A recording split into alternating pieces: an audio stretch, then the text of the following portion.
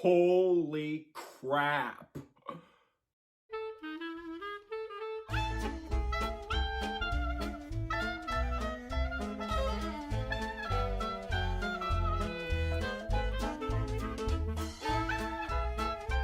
Hey movie buffs, I'm Jack Benner and welcome to my review of Love Lies Bleeding.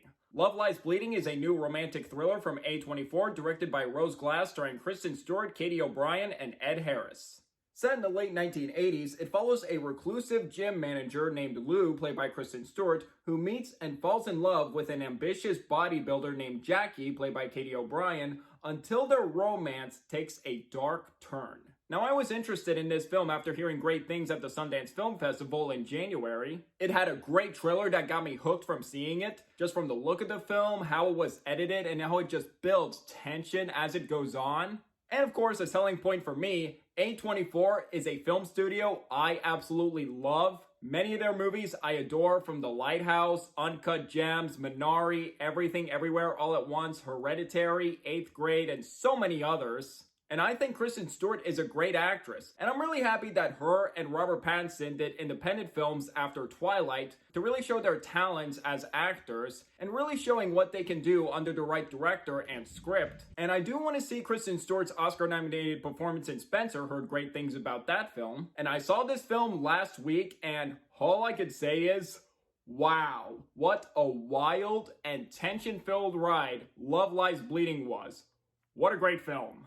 Let's start this review with the pros. First thing I want to give major props to is Rose Glass doing an excellent job behind the camera. Now, I did not see Saint Maud, I believe that came out in 2021. So this is my first impressions of her. What a fantastic first impression I got from her. And I'm definitely interested in checking out Saint Maud at some point, as well as keeping my eye on anything she does in the future after this. It's very apparent she has a lot of confidence with her filmmaking skills, and most of all from the cinematography and the tension building here. It's an amazing looking movie from the authentic look of the 1980s with the music and fashion. And the cinematography too is just beautiful, from unique choices, especially with the red color palette, and even from the opening shot got me hooked. I feel like when it does use the colors of red, I feel like it does contribute to the danger and tension of the film. Mostly, Rose Glass crafts an engaging and riveting story. And she does a great job setting up everything in the first half of the film, getting to know the characters and what they're doing. It wasn't until the inciting incident occurs in the film, and right from there,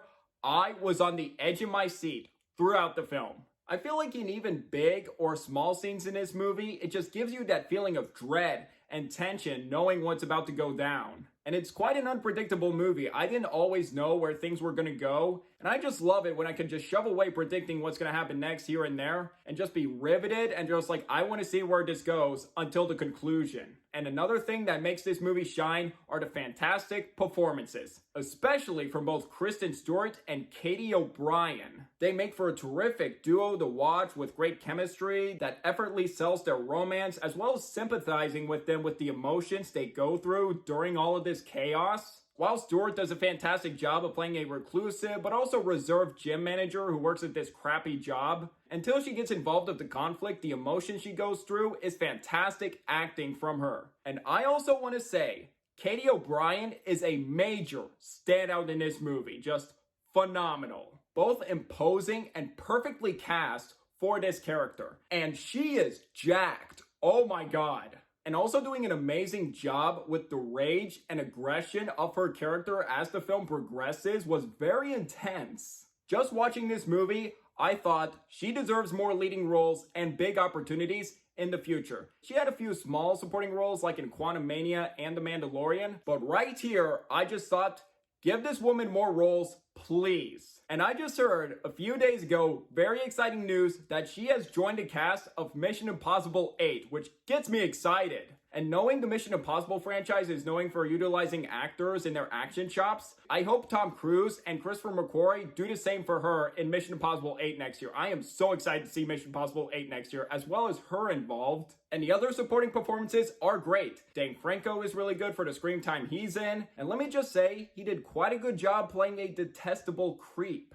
And another standout in the supporting cast, the great Ed Harris in one of his best roles I've seen from him in so long. He plays Kristen Stewart's father in the film, and what a fantastic antagonist role from him. He just relishes this role so much and gives him such intense presence whenever he's on screen. And I do want to give props to Clint Mansell's great score and music for the film. Both a great job with the 80s soundtrack and the score contributing to that feeling of the 80s, as well as doing a great job adding to the tension building of the film. Sadly, I do have a few minor problems with this movie. I will get to those right now.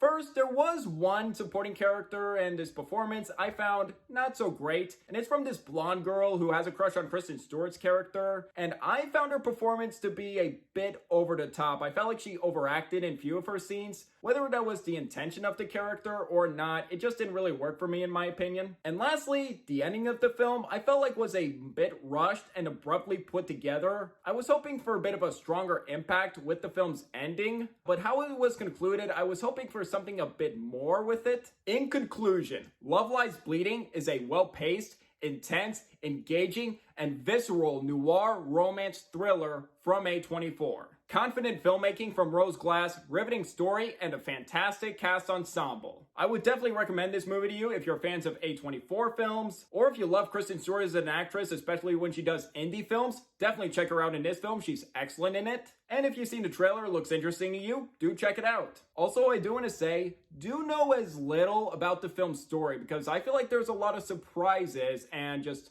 waiting until the inciting incident in the film, I had a similar feeling with Hereditary, and I was like, okay, I was hooked on from this point. However, I do want to say this movie is not for the faint of heart. It is a very dark, violent, and intense movie, so I wouldn't really recommend this film to everyone. And after 3 A24 films were in my top 15 favorite films of 2023, Past Lives was in my top 5 favorite films of 2023, The Iron Claw was in my top 10, and Talk to Me would be somewhere between 10 or 15, somewhere around there. And seeing this film, I always love seeing A24 make bold, daring, and unique films, and really have talented filmmakers involved to give them creative control to really bring the best out of them, and I feel like that's always a treat. And now to grade it, I'm going to give Love Lies Bleeding 4.5 stars out of 5, an A-.